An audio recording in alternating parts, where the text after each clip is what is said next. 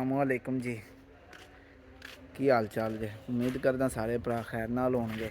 अच्छा जी, अज की वीडियो तुहानूं दस्सने अज तो माशाअल्लाह धुप्प निकली हुई है। इधर वेखो जी, तो 2 दिन हो गए धुप्प च सर्दी च कोई कमी आ गई है।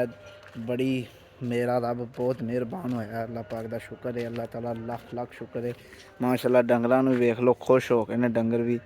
तो पट्ठे आपां टाइमों टाइम डेके होए ने। तो बाकी आ चैक कर लो तुसीं। बाकी अज तो मैं फसया एक गल होर है थोड़ी जी, वेखो गोया गोया लादे पे। तो अच्छा, वीडियो नूं लाइक तो चैनल नूं सबसक्राइब कर दिता करो। तो कम भी हुंदा ते आपां तुहाडे वास्ते कोई डेली व्लॉग लैके आ जन्ने आं। आपां इत्थे इंशाअल्लाह कामयाब होना एक दिन, वक्त आएगा साडा भी।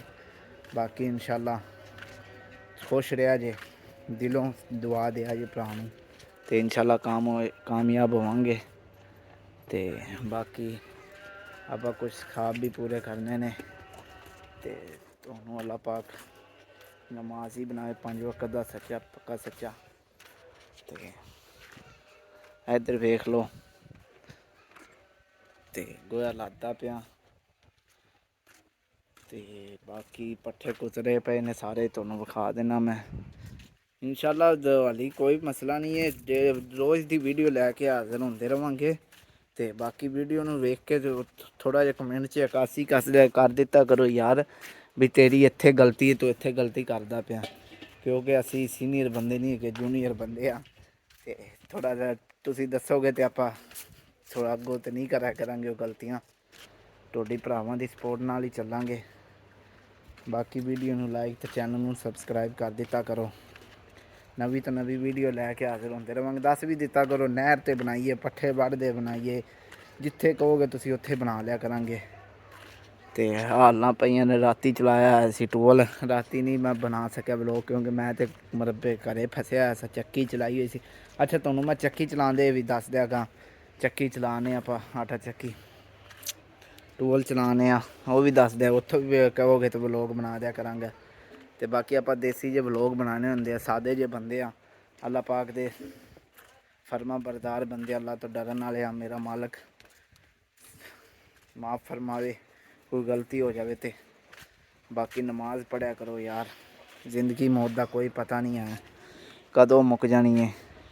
ये चलो चली दा मेला है। नमाज पढ़िया करो, नमाज ही दुनिया के काम आनी, आखिरत च काम आवेगी। तो दुनिया के हिसाब नाल भी अल्लाह पाक जिहड़ा बंदा नमाज पढ़दा है उहदे रिज़क च बरकत अल्लाह पाक पैदा कर दिंदा। तो नमाज ही बेहतरीन सतून है जी।